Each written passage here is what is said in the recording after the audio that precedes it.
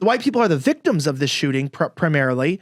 I believe there's some other races too, but my point being is that this is not a convenient narrative for what people were hoping would happen. And it shows you how sick people are, that they're like almost upset that this guy wasn't white. 100%. And, you know, as we've seen too, as soon as it was found out, like you said, that he wasn't white, then it automatically turned into, oh, well, we need to attack assault rifles now and ban those. So it's funny how quickly the narrative shifted as soon as we saw who this guy really looked like. Yeah. And I think that I want to say, like, you know, it's intentional disinformation, I think. You know, like Hamal Javari, it's like, it's always an angry white man, isn't it? And Dave Rubin's like, I'm shocked and appalled that the race and inclusion editor at a major newspaper is in fact a racist. And pronouns in the bio. Do we know who Hamal Javari is? She is the USA Today race and inclusion editor, actually. Do we know what race this person is? Hamal Javari? What is that? I don't know. I'm just going to say Middle Eastern. I think just so. Generalize that there. I think so too. And it's like, oh, it's actually your people. Oops. What are you going to say now? I don't know about you, but I'm sure you wouldn't be looking like that if you were in your home, you know, like in somewhere in that region. I'm sure there would be a lot of this stuff going on. I'm not trying to be racist in that regard. Yeah. Just if you want to use these petty racist comments, they can be used right back at you. And it's both should be condemned. But of course, it's like, oh yeah, there they are. Race and inclusion editor at USA Today Sports and Media Group. Wow. Just wow. And it's like tweets on auto delete because I'm such a moron that I know that I write such stupid stuff in a reactionary moment. Anything that they can use to blame white people, even if it's not true, they will use it. And even if a white person commits an atrocity, like we saw in Atlanta, where the shooter admitted that it was not racially motivated, that they said, here's why I did this. The entire administration, up to the president himself, will deny reality for the simple opportunity to villainize white people. And you know what? We're getting sick of this. It's like, oh, Black Lives Matter. Yes, they do. Asian Lives Matter. Oh, yeah, they do. What about white people? No, they don't matter into this society because right now it's about destroying the people that they believe were their oppressors. This is the toxic critical race theory, the most racist program that we have in our country. And it doesn't stop. More people weighed in on this. Guys, it is so bad. Talk about fake news here for a second. Oh yeah, people care about fake news. You know, you hear about this all the time in the social media game. It's like, oh, we care so much about social media misinformation. Well, Twitter, for almost 24 hours, allowed fake information, which they knew was false, to trend on their platform. By the way, Twitter being the biggest platform where news is shared, and them knowing that. This is hashtag BlueAnon, which we will do an entire episode on. These are the Democrat conspiracy theorists called BlueAnon. Those are the ones that push Russiagate and think QAnon is a threat to our democracy and Proud Boys are more dangerous than big tech. These are the BlueAnon conspiracy theorists. I pointed this out. I screenshotted this. Let me read this. This is trending. This was on my homepage. Trending. Elijah McClain. People are comparing the arrests of the white male suspects at the center of the recent shootings in Boulder and Atlanta to the 2019 death of unarmed black man Elijah McClain. An independent investigation led by the Aurora, Colorado City Council had found that police officers involved in the fatal confrontation with McClain did not have legal basis to stop or physically restrain him. This was written by hand by a staff member at Twitter saying, the suspects at the center of recent shooting, the white male suspects, they didn't have any information on who the suspects were, or who the suspect was, I should say, and they did not stop at putting trending in the country to start a national conversation about a white male shooter who wasn't white. And I cannot help but think, I cannot help but discern that this is damning evidence that big tech is on board with the global elite, World Economic Forum, UNESCO, to completely dismantle and dethrone, weaken, villainize, feminize white men and white culture at the first chance they get. Maybe I'm crazy. Maybe I'm crazy. Maybe I'm just done with this. Maybe I'm so tired of hearing a culture that cares about protecting races and defending people who are targeted, but intentionally goes out of their way with all of their time to target white people with every chance they get. from the highest institutions to the lowest members of society. They think this is okay, and it's not. It's not. And I asked Twitter support that. I'm like, Twitter support, how do you allow fake news to spread so freely on their platform? I think it's intentional. I think it's biased, Savannah, to be completely honest.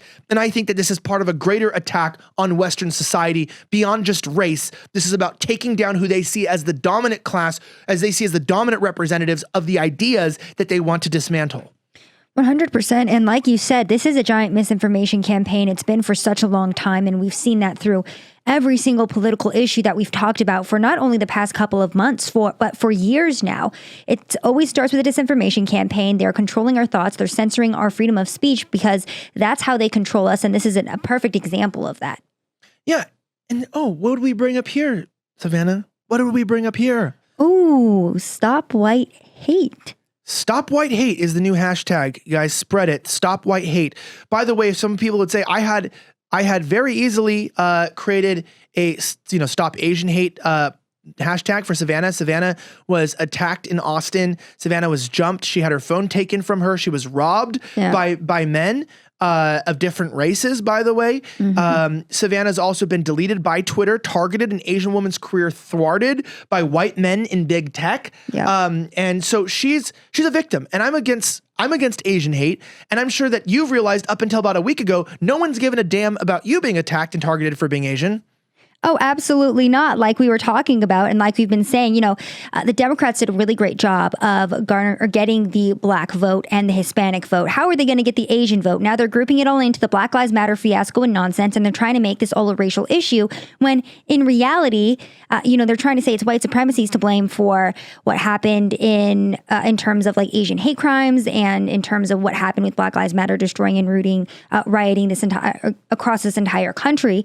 But in reality, we know who's really at the center of all of those issues. White supremacists like Elouad, Elisa, we know. And we're going to keep calling everyone that's a problem white supremacists because we know that we cannot name the real perpetrators, especially if they are not white. So we're just going to call them all white supremacists. Since everyone's calling the shooter a white supremacist, let's just stick with it.